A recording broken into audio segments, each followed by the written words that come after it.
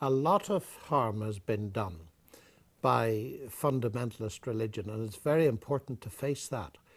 Not all of the analysis of the new atheists is false, and I have great sympathy with some of their criticisms of what one might call the unacceptable face of religion.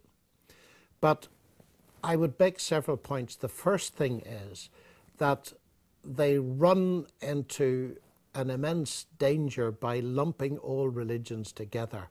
And any classification that puts peace-loving Amish, for example, and Quakers in the same category as fundamentalist Islamic radical terrorists is almost useless.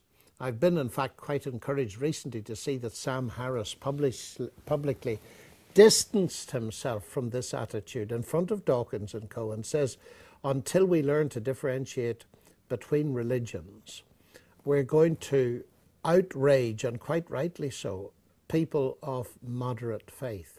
So I think the first thing, and I said this to Richard Dawkins, that he, for example, wants me to distinguish between atheists.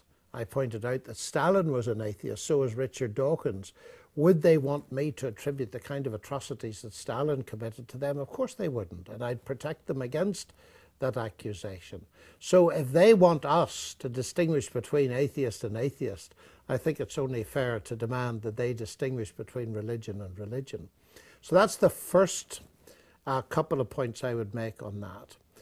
The second important thing is when it comes to Christianity, and of course I speak as a Christian, I can't act as a spokesman for other religions. They would have to defend themselves against these charges. But as a Christian, I would want to say firstly that I'm utterly ashamed of the kind of attitude that was shown in the Crusades, where professing Christians, Christendom, marched on the Turks and the Muslims and slaughtered them hip and thigh. And I would want to argue that this is totally unacceptable. But simultaneously, I'd want to say that this was not obedience to Christ that produced this violent behavior, it was disobedience. And that's very important to see, that historically Christ was tried, indeed, for being a terrorist.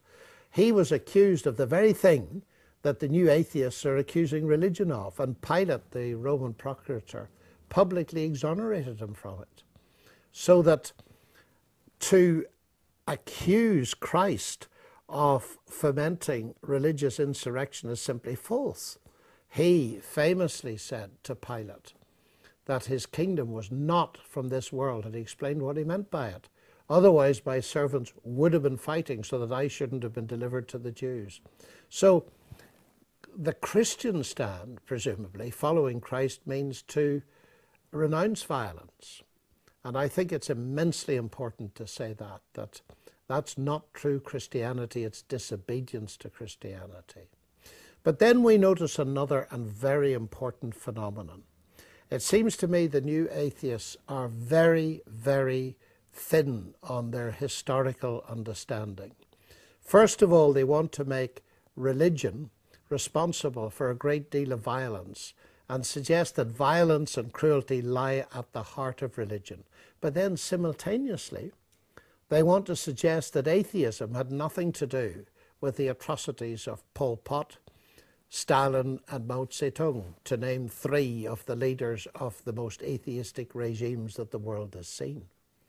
So they airbrush out 20th century history. And Richard Dawkins says he can't imagine an atheist who would destroy Chartres or any of the great cathedrals of the world. Well, that seems to be abysmal ignorance of what Stalin did in Russia. Thousands of churches razed to the ground and Christians persecuted and so on. So one of the things that concerns me about the new atheist take on religion and on atheism is that they're wrong on both counts, and they're wrong because of their very superficial attitude to history. Now, I expect them to be very negative towards theology, but to have such a shallow and inaccurate view of history strikes me as very dangerous.